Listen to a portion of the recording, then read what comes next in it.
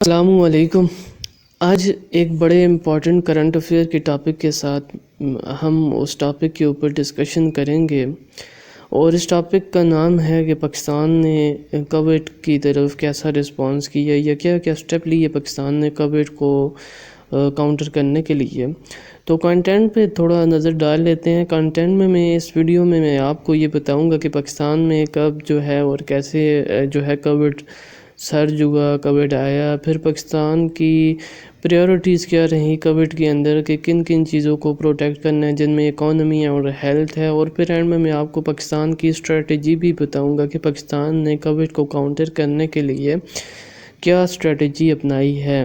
تو video start کرنے سے پہلے اگر آپ نے میرا چینل سبسکرائب نہیں کیا تو اس کو ضرور سبسکرائب کر لیں اور بیل آئیکن پہ کلک کیجئے گا تاکہ آپ کو میری ویڈیو جیسے ہی اپلوڈ ہو آپ کو نوٹیفیکیشن مل جائے۔ تو آئیے سٹارٹ کرتے ہیں کووڈ سے کہ سرج آف کووڈ کیسے ہوا پاکستان کے اندر۔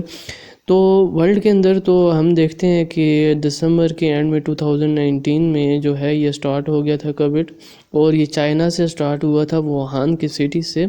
لیکن پاکستان کے اندر جو یہ پیک پہ پہنچا وہ in the month of June and July 2020 میں، کہ جب پاکستان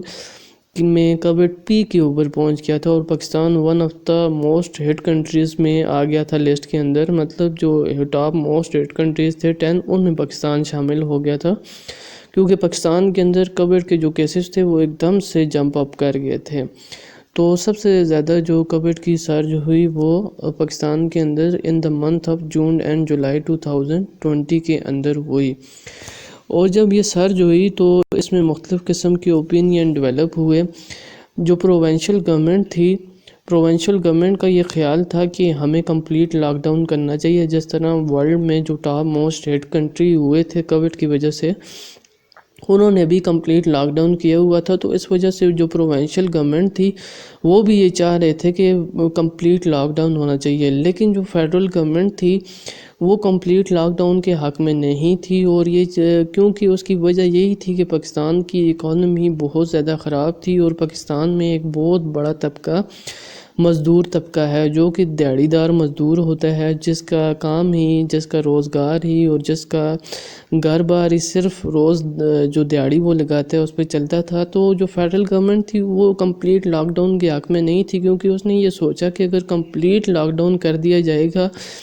تو یہ جو ڈیلی ویجرز ہوں گے تو ان کا تو کوئی کھانے پینے کا سورس ہی نہیں رہے گا، کوئی رہن سہن کا طریقہ ہی، ان کے پاس پیسے ہی نہیں رہیں گے کہ جس سے یہ اپنا گزر بسر کر سکیں گے۔ تو اس لیے فیڈرل گورنمنٹ جو تھی وہ کمپلیٹ لاک ڈاؤن کو اپوز کر رہی تھی۔ اس کے علاوہ WHO جو ورلڈ ہیلتھ آرگنائزیشن تھی، اس نے بھی پاکستان کے لیے جب جو جون جولائی میں کیسز بہت زیادہ سرج ہوئے تو اس نے بھی یہی پاکستان کو سجیسٹ کیا کہ پاکستان کمپلیٹ لاک ڈاؤن کرے تاکہ کرونا فردر جو ہے ایکسپینڈ نہ کرے۔ اور یہ بھی ایسٹیمیٹ لگایا گیا کہ جون جولائی میں کیونکہ پاکستان کے اندر کیسز بہت زیادہ ہوئے تو یہ ایسٹیمیٹ لگایا گیا،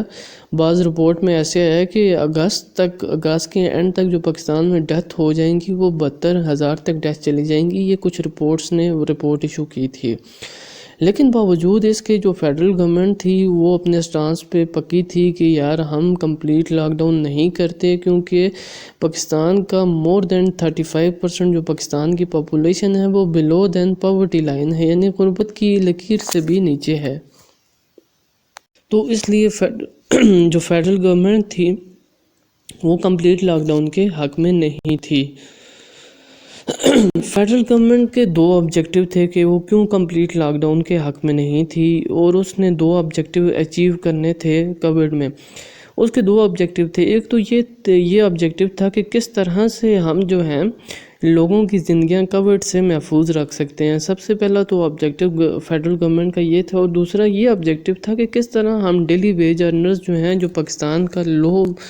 ارنرز ہیں، جو ڈیلی ویجرز ہیں، کس طرح ہم ان کے افیئرز کو بھی چلاتے رہیں اور اکانومی بھی پاکستان کی چلتی رہے۔ تو مطلب ایٹ اے ٹائم پاکستان جو فیڈرل گورنمنٹ تھی وہ یہ چاہ رہی تھی کہ لوگوں کو کووڈ سے بھی سیو کیا جائے اور اکانومی کا ویل بھی چلتا رہے۔ تو یہ دو بیسیکلی ان کے سامنے آبجیکٹیوز تھے جن کو انہوں نے اچیو کرنا تھا، اور اس آبجیکٹیوز کے لیے انہوں نے کیا اسٹریٹجی اپنائی ہے تو ذرا ہم اس پہ نظر ڈالتے ہیں کہ گورنمنٹ نے کیا سٹیپس لیے کووڈ کو ٹیکل کرنے کے لیے. اب اس میں دو سٹیپس لیے، جن میں سب سے پہلے انہوں نے اسمارٹ لاک ڈاؤن کیا. اسمارٹ لاک ڈاؤن کیا تھا؟ اسمارٹ لاک ڈاؤن یہ تھا کہ جہاں جہاں کووڈ کے کیسز بہت زیادہ، جن علاقوں میں، جن سٹیز میں کووڈ کے کیسز بہت زیادہ آئے ہیں، وہاں پر گورنمنٹ نے کیا کیا، کمپلیٹ لاک ڈاؤن کر دیا. اور اس کے علاوہ جو باقی سٹیز تھے جہاں کووڈ کے کیسز کم تھے، وہاں انہوں نے پارشل لاک ڈاؤن کیا رہا، تاکہ ڈیلی ویجز جو ہیں وہ بھی چلتے رہیں. ان میں کنسٹرکشن کی کمپنیز کھلی رہیں، ان میں باقی بہت سی انڈسٹریز کھلی رہیں، جن میں جو ورکرز تھے وہ کام کرتے تھے اور اپنا روزگار کماتے تھے. تو پاکستان نے سب سے پہلے اسمارٹ لاک ڈاؤن کی پالیسی اپنائی، اور یہ اسمارٹ لاک ڈاؤن کی پالیسی بڑی یونیک تھی، اور پاکستان نے ڈسکور کی. یہی پائنیئر تھے، انہوں نے یہ پالیسی انوینٹ کی.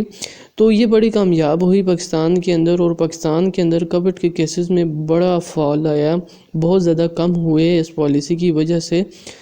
تو بیسیکلی جو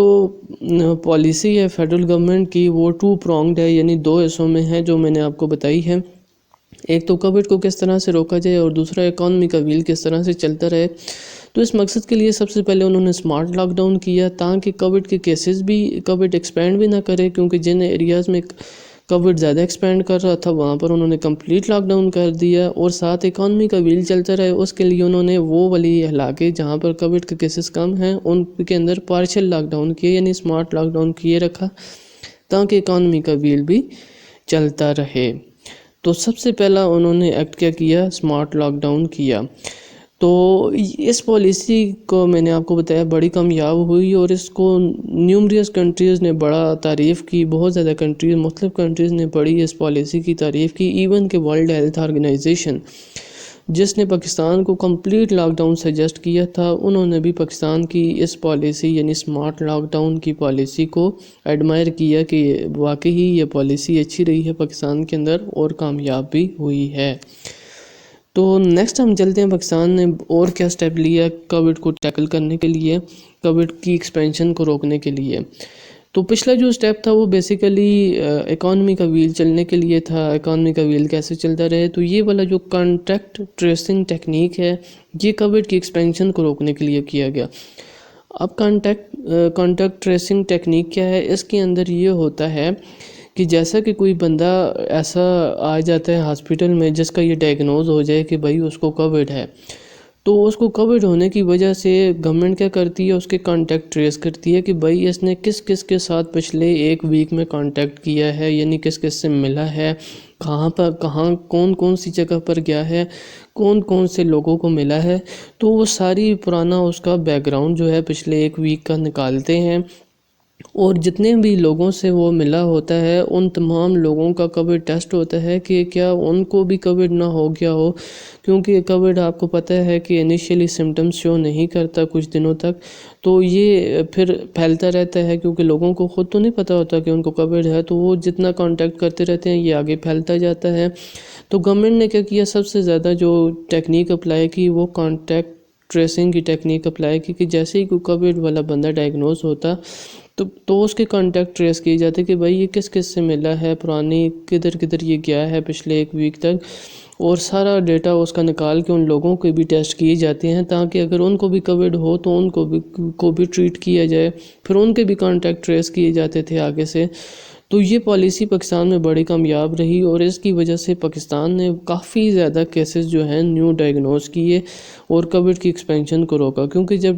ڈائگنوز ہو جاتا تھا تو وہ بندہ فردر آ کے کووڈ کو ایکسپینڈ نہیں کر سکتا تھا باقی لوگوں سے، کیونکہ اس کو دور آئسولیشن میں کر لیا جاتا تو باقی لوگوں کو نہیں لگتا تھا. تو یہ بڑی امپورٹنٹ ٹیکنیک پاکستان نے لگائی. پاکستان سے پہلے یہ ٹیکنیک جو ہے چائنا نے لگائی. تو چائنا نے جو ہے 10.2% اپنے کووڈ کیسز، کیونکہ ہمیں پتہ ہے چائنا کے اندر کیسز بہت زیادہ ہیں، تو اس کا 10.2% انہوں نے جو کیسز ڈائگنوز کیے تھے اپنی پاپولیشن کے اندر وہ کانٹیکٹ ٹریسنگ سے کیے تھے، یہی ٹیکنیک۔ اسی طرح ساؤتھ کوریا نے بھی یہی ٹیکنیک لگائی تھی اس سے پاکستان سے پہلے، تو انہوں نے اپنی پاپولیشن کا 10.6% جو ہے جو کووڈ کیسز آئے تھے ان کا 10.6% انہوں نے کانٹیکٹ ٹریسنگ کی ٹیکنیک سے نکالے تھے۔ تو پاکستان نے بھی یہی ٹیکنیک اپلائی کی اور بہت زیادہ کووڈ کی ایکسپینشن کو پاکستان نے سٹاپ کیا۔ تو یہ پالیسی بھی پاکستان کی کافی سکسیسفل رہی۔ تو یہ تھی آج کی ویڈیو جس میں نے آپ کو یہ بتایا کہ پاکستان نے کس طرح کووڈ کو ٹیکل کیا اور کیا کیا سٹیپ لی اور پاکستان کے آبجیکٹیوز کیا رہے ہیں، اور کہ انہوں نے کیا کیا اچیو کرنا ہے اور اس کے لیے انہوں نے کیا میٹیگیٹنگ سٹیپس اڈاپٹ کیے ہیں۔ تو اگر آپ کو میری ویڈیو اچھی لگی ہو تو میرا چینل ضرور سبسکرائب کیجیے گا۔ اللہ حافظ۔ چائنا نے لگائی تو چائنا نے جو ہے 10.2% اپنے کووڈ کیسز، کیونکہ ہمیں پتہ ہے چائنا کے اندر کیسز بہت زیادہ ہیں، تو اس کا 10.2% انہوں نے جو کیسز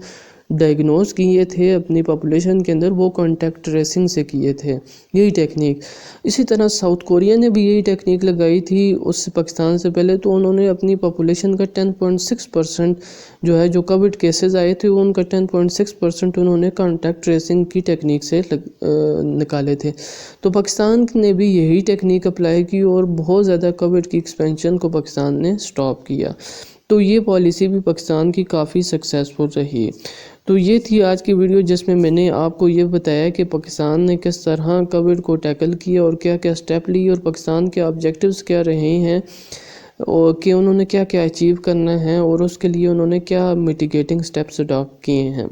تو اگر آپ کو میری ویڈیو اچھی لگی ہو تو میرا چینل ضرور سبسکرائب کیجیے گا۔ اللہ حافظ۔